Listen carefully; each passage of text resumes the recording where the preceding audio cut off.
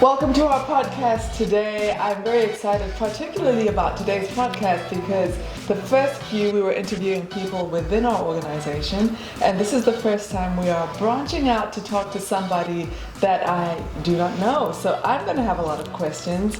I'm going to learn a lot. And Amanda's going to start us off as always. Let's go. Thanks, Jerry. So today we have the lovely Jo Vallve from Sir Charles Gardiner Hospital, and she is a clinical nurse specialist consultant at the liver clinic. So that's a big mouthful, but Jo has been working there for 20 years and there's nothing she doesn't know about hepatitis B and how to treat it. So welcome, Jo. Oh, thank you very much. Yeah. I'm not quite sure about nothing I need to, but I don't know. I would talk you up, sure. So tell us a little bit, before we get started, about, hepatitis and what have you, but about yourself. Like, how did you get into it? Where are you from? Yeah. Anything like that. I'm from a very small country town called Kalingari. There's about 200 people, and a tiny school. I did my primary school there and then went to boarding school, and then after that I decided to do my nursing training. My mum's a nurse, so that might have been some inspiration for me. And then I finished my nursing and worked at Royal Perth and travelled overseas, and I've worked at Charlie's for some years now. And I've always sort of drifted into the area of liver health because I find it fascinating. Right. And your children, or? Yeah, I've got one child, Kate. She's 10. I'm married to Scott, and we've just built a new house, which is lovely. Okay. I'm also a trained psychotherapist and counsellor. So I I trained about 15 years ago, so I do that as well as my nursing job. Right. Do you use the psychotherapy during your nursing? I do, all the time. That's one of the reasons I did it, because I realised that there was a big psychological component with looking after people with hepatitis. So I thought I just needed to update my counselling skills, and I did that, and then I enjoyed it so much that I did my full training. Oh, fantastic. Yeah. And what sort of, without going into any personal detail, but what sort of major issues did that people with hepatitis face psychologically? I think there's a lot of stigma still, as much as we've tried to break it down, a lot of discrimination. I think people feel a lot of shame about it. So I spend a lot of my time just talking to people, treating them in a way that destigmatises, educating, and really just trying to break down some of those commonly held beliefs about hepatitis. Where do you think that comes from? I think it's a lack of knowledge of the general public and people. I just think bloodborne viruses, in a way, do get naturally aligned with some behaviours that and people make judgments that they shouldn't. So as I said, education is a really big part of my role. Yeah. Do you think that that's changing over time, like the stigma and discrimination? Do you think it's sort of... I think it's lessening, but I think if you talk to people, most of them will feel they judge themselves, and they also think that other people judge them. There's still a lot of that. Yeah. So, and I'm not exactly sure of the reasons, because I think we are trying to change, but I think behaviours change slowly. Yeah, it does take a long time. Yeah. I find that within my work with education, and there's so many myths and misunderstandings about viruses and where they come from. It's sort of like an unknown. I think that I think things are changing though with, I know coronavirus and what have you is obviously not a bloodborne virus, but it's raising the profile of different viruses, isn't it? So people, are learning more as we go along about viruses, and that there's different types, and it's just another health issue. I think so, yeah. And I do try and make it into, particularly with Hep B, like a sort of a chronic disease that you have to manage. I mean, one day we'd obviously like to cure it, but because we can't at the moment, I just try and make it incorporate it into people's everyday life, and really kind of normalise it in a way for them. That's the way that I approach it. Yeah. Also recognising that it is big for the person. Yeah. So some of the complexities with the people that you work with, is sort of the health issues the last thing on their list that they want to deal with? It depends on the person. Some people are very into looking after their health, and they think that it is important to focus on that. And other people, as you say, do have different priorities. And I've quickly got to work out where the hepatitis sits in their level, in their kind of cascade of priorities, and then I will target it accordingly. But I will elevate it for them if I feel that they're not, if people aren't taking it seriously enough to take their medications, then I need to make it more of a priority for them, because that's like a life or death situation. If people need antivirals and they're not taking them, then I have to say this is important and stress that. Yeah, it's quite difficult though, if it's an asymptomatic disease. So it is, going years without feeling anything, you're not in any pain really. But you're trying to prioritise that for somebody. Yes, it is difficult, but thing to do. We do, you do have to, look at graphical representations, and I take them through. Might show them a picture of a liver. I might show them pictures of people with cirrhosis. I don't scare them, but I certainly present them with what I feel is a realistic picture. Absolutely. And people normally come on board when you talk them through that. It's usually just ignorance or a lack of knowledge.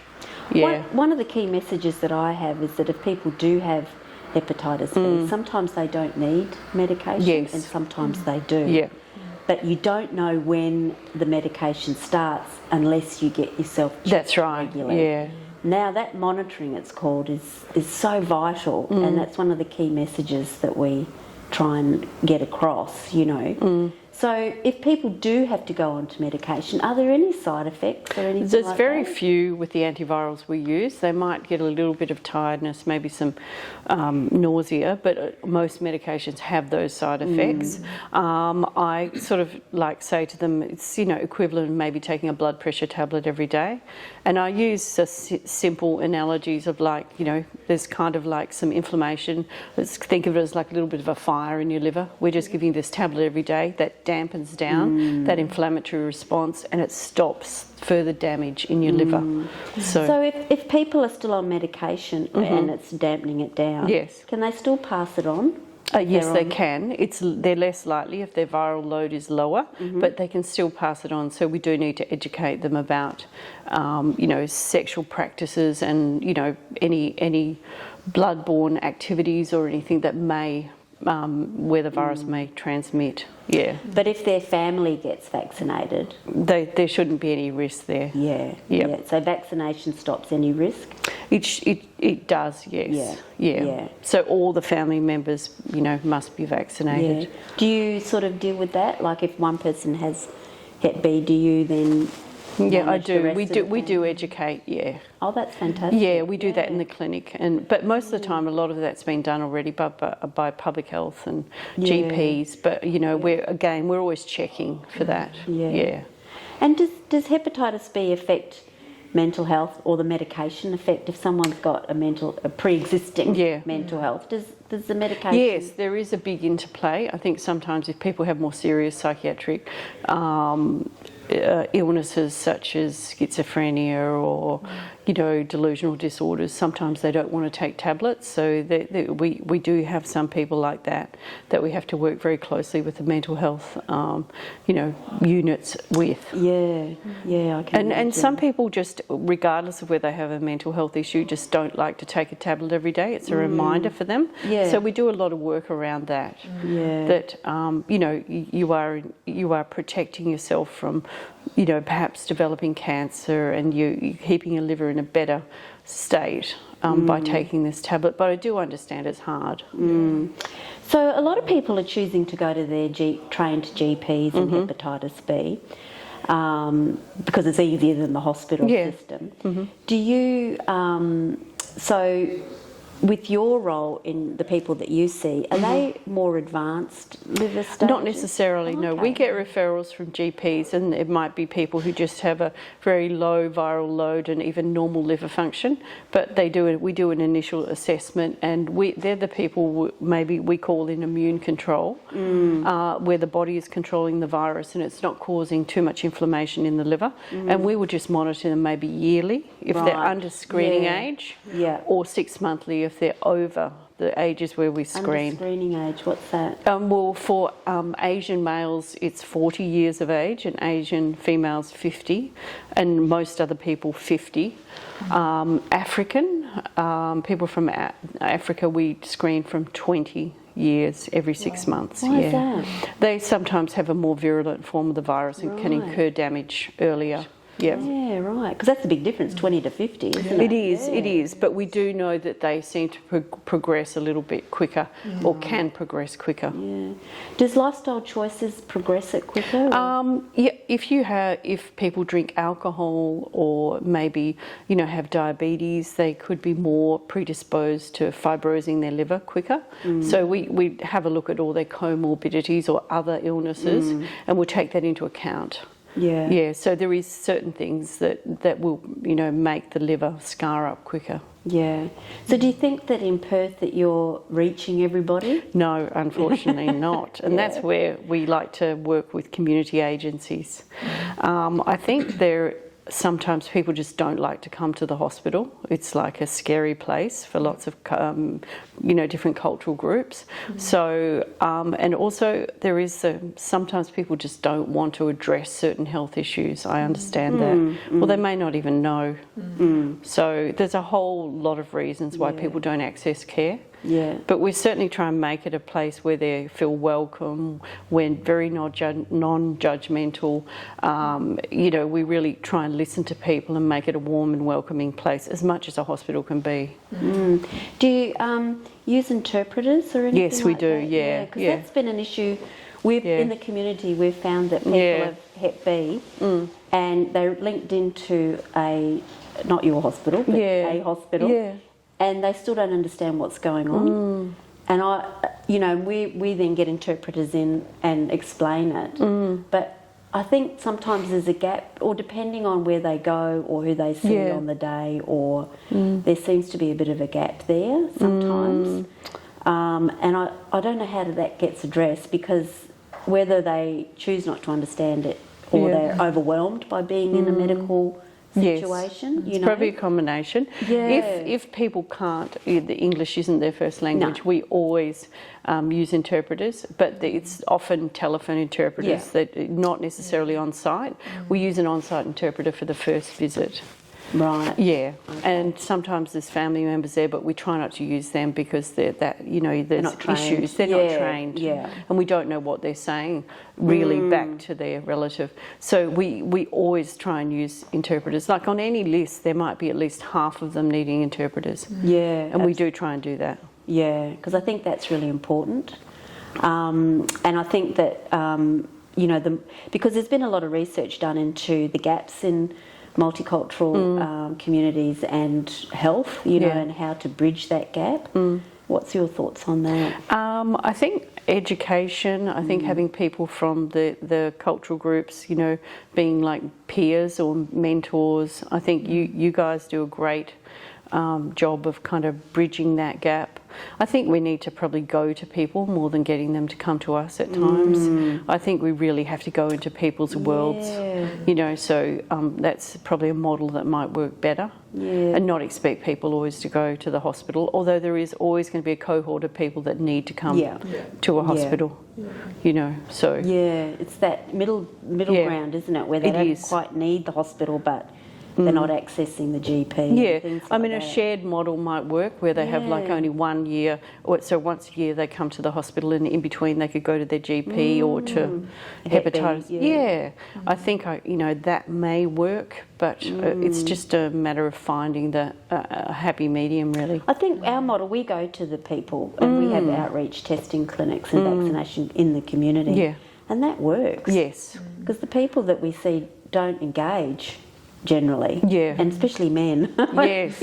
So men and health is a particular issue, and men in culturally sensitive, the different ethnic groups is definitely as well. Yeah. Do you have trouble getting men to the clinic? I think sometimes they are a little bit reticent about taking medications as well. I can't imagine taking a tablet for what we have to say to them is virtually it's lifelong. But we're hoping to find something. We're doing drug trials at the moment where we may be able to get rid of the virus, but we're not at that point in time. Oh, wow. Yeah. Right. And are you actually you're doing blind trials? Yeah, well, they're randomised to have, Yeah. kind of the conventional treatment and then the more experimental arms. Yeah. Yeah. So we're doing one of those at the moment. So. Right, how's that going? We're just looking to recruiting, starting. Yeah, we're right at the beginning phase. Oh, yeah, that's exciting. Yeah, Because it's good. it's long overdue to get some sort of cure for Hep B. you know. And Hep B is a little bit more complex than Yeah. hepatitis C. It's just harder to actually eradicate the virus in the cells. So Yeah, that's fantastic. Well, it sounds like you're doing a terrific job. we try. Yeah. So with if people need to, they get referred by their GP to see. That's is that right. How they, Yes. Can they self-refer or No, they have to go through their GP, Yeah. and then the GP sends a referral letter and blood tests, and then we review that and we grade it as to how soon they need to How be serious seen. it is. Yeah, Yeah. because often the GP will send someone who doesn't necessarily need medication, might just need an initial assessment and then monitoring, as you say, or scans of their liver, but don't need to go on any medication. Right. If they do need medication more quickly, obviously we bring them in sooner. So that would be from a blood test you'd be able to tell That's that? right. Yeah. Okay, and then you would bring them in sooner. Yes. Yeah. Yeah, and so I see. So you grade. Yeah, that's right. So some people might only need to see you once a year, and others might need regular.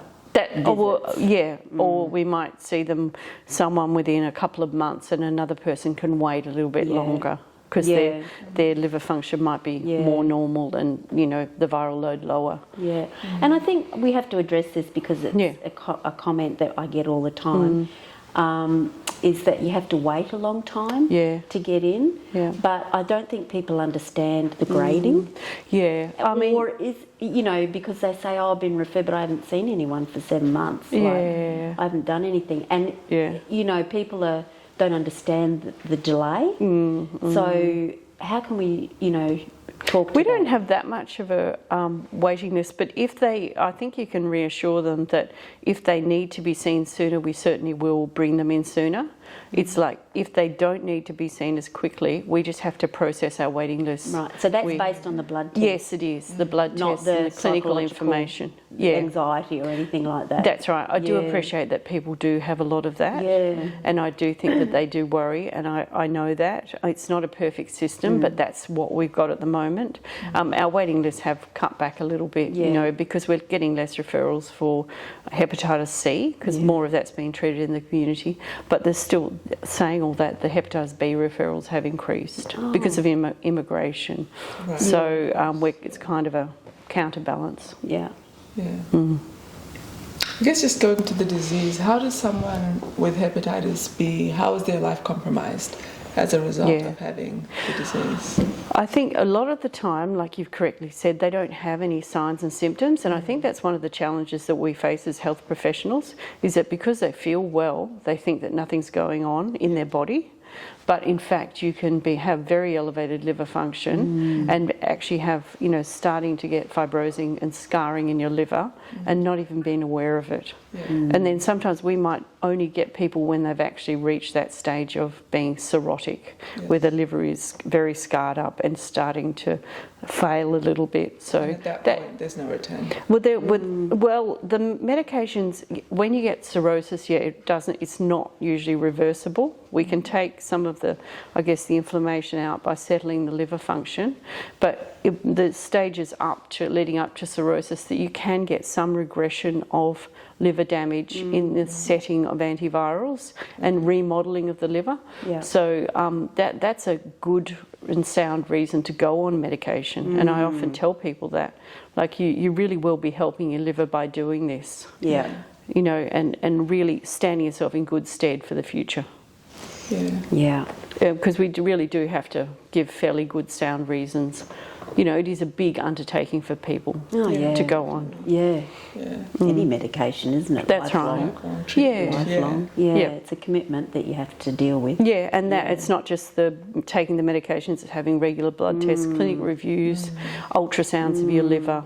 And every time you go for a visit or have a blood test, the anxiety, because it's elevated at that point because you have to deal with it again. Right. Yeah, I think so. It's a reminder. Yeah, it's a reminder. Whichever disease you're dealing That's with, right. it's a reminder at that time, and it can be stressful. And even the scans, I'm aware that, I try not to use the word liver cancer. We're looking for liver cancer.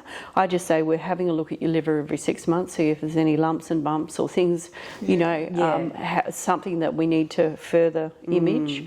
I don't use the word liver cancer because I think it's a too much, because I think it's a constant reminder. And people do find it stressful. Yeah, because they just think, oh, when's it going to happen? I think so. It's like an inevitable end, doesn't it? Yeah, and we try, even though it is it does happen. I think we kind of we'll deal with that when we find it. I don't always bring it up as an ever-present, scenario. Yeah, and it is a reality. It is a reality. But not always. Yeah, when I frame the illness, that's not one of the first things I talk about. Yeah. So do you have many people that do progress to liver cancer, or is it if once you get in early you can manage it better? I think the more people we put on antivirals, the better, because we do reduce the risk of liver cancer. Yeah. Hepatitis B is what we call oncogenic virus, which means it can cause cancer even in the absence of cirrhosis, as opposed to hepatitis C, where you mostly find cancers with cirrhosis. It skips it, doesn't it? Yes, it does. So the inflammation does, drive the HCC formation. And then if you have other coexisting, like hits on the liver, like alcohol or perhaps diabetes or, fat, then they all can, lead to the formation of HCC, which is hepatocellular carcinoma or liver cancer. Yeah. But there is lots of treatments. It is manageable when it's you can cut it out too. You can. It's like in situ. It's just sitting there. That's right. Yeah. So it is manageable. Yeah. And that's why we do scan regularly, so we can find these lesions when they're smaller and deal with them. Yeah, which is fantastic. Yes. The earlier, I'm That's a big right. advocate for early detection. That's right. All diseases. Yeah, in any cancer, the earlier you find it, usually the better. Yeah. You have a much better outcome. That's right. This feels like there's a lot to fear with, I guess, the progression of the disease. And I'm thinking maybe people aren't coming because even if they've got symptoms and they're thinking this is what it might be, they fear what the end is going to be. So I guess my question would be, actually even before that, when we were talking about stigma, I was just wondering, what is the main way that hepatitis B is transmitted that might be a huge cause for stigma? Yeah, it's sexually transmitted as well as blood-borne, intravenous drug use. Okay. But most people who I look after in clinic have had it from birth and they've got it through the birth process. So that would be 90% of, people that are in the clinic. Right. Okay. Yeah. So they've had it for a long time. Okay. Yeah. I think there's always stigma with a virus, and I think, and especially a blood-borne virus. I think some people might think it's aligned with drug use, or so there is that kind of stigma because it's chronic and it's there all the time. That's always difficult for people to kind of manage in their own minds as well, because they often say to me, "Will I ever get rid of this virus?" And I do have to say, at this point in time, there is a chance you can get rid of it. When you go on treatment, 1 in 20 people clear the virus, but it is rare. Yeah. This is without treatment. This is with treatment. Yeah. But if someone contracts it in adulthood and they hadn't been vaccinated, there's 90% chance they will clear the virus. So it's the inverse of, so 90% of infants become chronically infected. It's the other way around in adulthood. Yeah, well, I guess we're very lucky in Australia because once the child is born, they get vaccinated within 12 hours, so that prevents the transmission, which is fantastic. Yeah, and then they have 3 more shots. That's exactly months. right. And we cover all that. Yeah. Because in developing countries they don't have the vaccination protocols, and they do at birth. Birth, and the infants don't get other medications that they get, like the immunoglobulins. It is very easy, that you can see that the virus does stay. Yeah. There's much more education that needs to happen, especially for us when we come into Australia, getting to learn about how we can protect ourselves, protect our families from things that probably didn't affect us back home. That's so true. And I think the irony is that people are scared to get information because they think, oh, maybe I'll find something that I won't want to find. But getting the information, and it's almost a reassurance at times. Like, if they come along to the clinic and everything is great and they only just really have to come back once a year, their liver's in, we often do a Fibro Scan, which is a scan of the liver using sound waves, and we can say to them, your liver's in really good really good nick. There's no damage, and like for some people, having a virus for 30 years and having no damage, I think that's really remarkable. So I can, I often say that to them. I say, you're obviously looking after yourself. Everything is working fine, and if we just monitor you, we're going to prevent this. We can, prevent your liver becoming damaged. We're looking out for cancer. We're, so I don't focus, as I said, I don't focus on the cancer, but I do think it's good as to say, we are going to care for you, look after you, and this will actually help to mitigate some of the problems or alleviate some of the potential problems. So I think education is always the antidote, to breaking down stigmas. I know. I worked with a family. The grandparents had hepatitis B, both of them, and the children didn't. For some reason, and then the grandchildren didn't. Okay. But the grandparents were brought over here and were looking after the grandkids. Oh, I see what you mean. But the parents made them eat separately and on separate plates and off and at another table because they didn't want to share the virus at dinner time because they thought it was in the food in the cups. And so I was brought in to, talk about it. And it was really hard to convince the parents that it's not like that. Because it's a belief pattern that it's been there from their country for many, many years. But that education was crucial, because they had to know how, they didn't understand how it was spread. They got it all mixed up. We do a lot of education in that way. And because food is so significant in cultures and as a cultural kind of like a kind of way of, uniting people, I'm always telling them you can share, you can share your meals, you can hug, you can kiss, the only Except thing... for coronavirus. That's really changed things. Because I'm trying to break down those barriers and people feel so stigmatised, and I tell them these are the areas that you need to focus on. Don't share toothbrushes, razors, other kind of things in the bathroom or hair clippers, but everything else is absolutely because of fine. the blood. You won't pass it on, through doing these things. And please, enjoy interacting with your family. It's so important that we try and get those messages across. Absolutely. Wow, thank you so much, Joe, for talking to us, enlightening us on these issues that I think we're well aware of, but we always like to get a perspective, and especially with how close you work with the community. It's good to hear from you as well. We love talking to you. And Amanda, the last words? I'd just like to say thank you again, and it's great to meet you personally and put a face to, like a phone call and a fax machine and all that sort of thing. So it's been fantastic to get to know you. So thank you very much. And thanks for asking me, because it's really a great pleasure for me to be able to, share part of my journey. And I just want to reassure people that we really are there to help them. We all genuinely love looking after people, with hepatitis B. It's an absolute joy. Thank you very much. That's nice to hear. Thank you so much, guys. We will be back next week with some more good stuff.